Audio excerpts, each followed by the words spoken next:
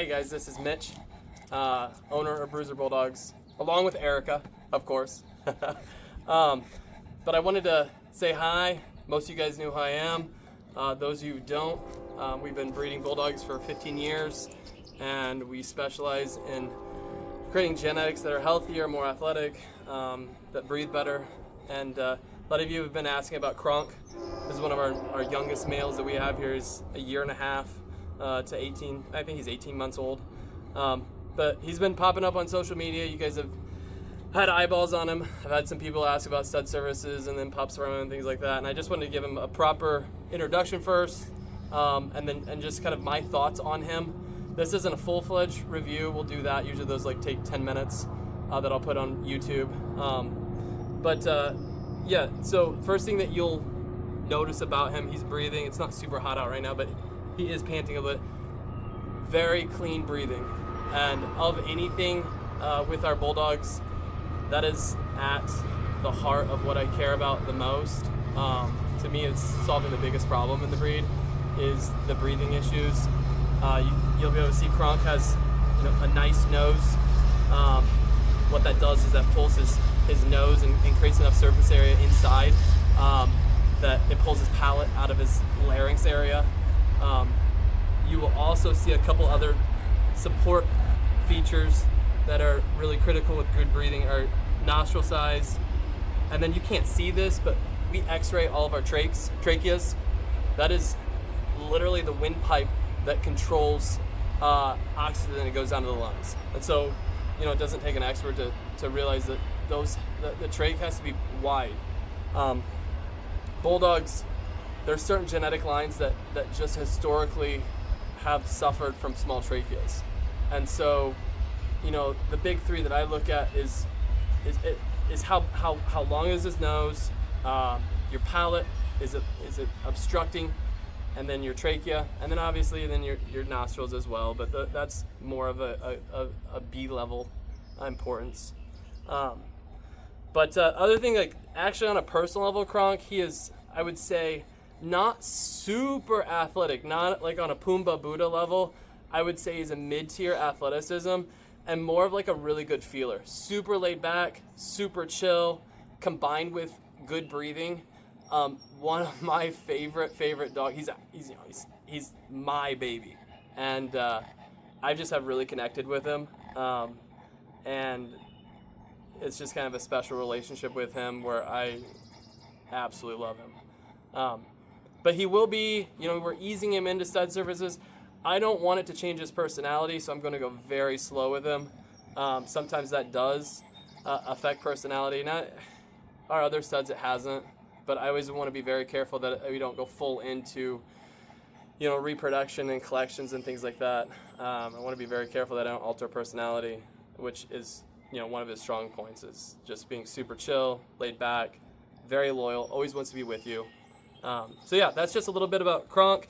I wanted to give a lot of you guys don't know the backstory on Bruiser Bulldogs. It started with studs and started with my first male that I had. That goes back 15 years ago now. I've loved English Bulldogs since I was 5 or 6. It started with an obsession with Homeward Bound, the Disney movie in the 90s. They had an American Bulldog on there named Chance. And from that point, at 5 or 6 years old, that dog made such an impression on me as such a loyal, athletic character. Just at that point, English Bulldogs, or American Bulldogs first, and then kind of the Bulldog breed in general became a huge obsession for me. Went to college, graduated college. First thing I did was got a Bulldog. And then quickly after that, one of my first English Bulldog males was Zeus. And that's where I really took a deep dive into the health issues of English Bulldogs. And at that point, I was just an owner of English Bulldogs. And so Zeus had one of the things we talked about with Kronk. He had breathing issues, elongated soft palate. Obviously, at that age, I was fairly young, 22. And, we went and got that palate surgery because that was considered the, ethical, reasonable, responsible thing to do. We didn't know how dangerous that was. And most people don't. Most vets don't tell the adopter how dangerous a palate surgery is. Sometimes you have no choice. Sometimes if a bulldog, if the airways are obstructed, sometimes you have no choice. There are other areas, I think it's an ethical dilemma, where we are recommending bulldogs to go under surgery when they don't need it, especially a Bruiser Bulldog where he's breathing. You can hear how he breathes. But Zeus went under the knife that night, and he had side effects. His throat swelled up. He started internally bleeding in his throat from that surgery. And, I just noticed he was having trouble breathing. Just kind of really going downhill around 8 or 9 o'clock that night. I called the vet, panicked, they didn't answer, and tried a few remedies, lemon juice, but it was not enough, too late, and he died in my arms that night. And that is still like a very, very painful thing for me. Just remembering it. It was just, as a bulldog breeder, you go through a lot of emotions throughout the years with different dogs. And I didn't mean to get emotional on this, but sometimes you go through some scar tissue with dogs that you love. And that dog was, dying in my arms was a huge thing for me, where I went from, obsessed with the breed to then, at that point, just having a passion to fix the problems. And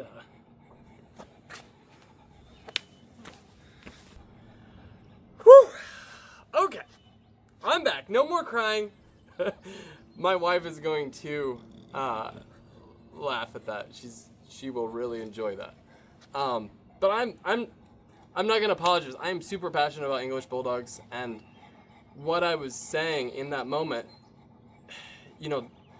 Zeus dying was such an impactful thing in my life that what it did is I took a deep dive into, the breed in general, what is wrong with the breed, and I probably get very obsessed with certain things that I'm passionate about, and that was one of them. And I spent maybe 7-8 months just interviewing vets, essentially reverse engineering the bulldog breed, talking to geneticists, and that was a big part of it.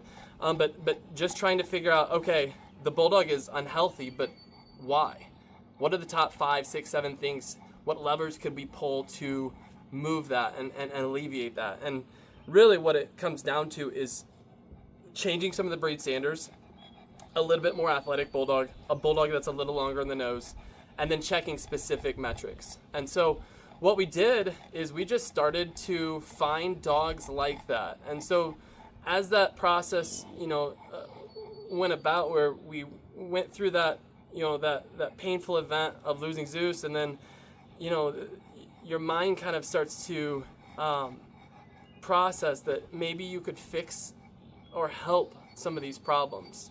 And so from that moment, it was like a light switch where, I went from appreciating the breed to now problem solving for the breed. And that's a beautiful thing, where you can take a passion that you've always had and then apply it and actually, try to fix or try to help an issue. And yeah, so I wanted to share that. I am sorry for getting emotional, but no, I'm not, because I know a lot of you out there share the same pain as I do, and share the same love for your dogs and your bulldogs as I do. So in that sense, I'm one of you. We're all the same. We love our dogs, and we want them to be healthy. So that's all I have for today. That was Stories with Mitch, mixed in with a review of Mr. Kronk. I will do a full-fledged review on YouTube at some point with this guy when I have a little bit more time. But thank you for your time, and I am signing off.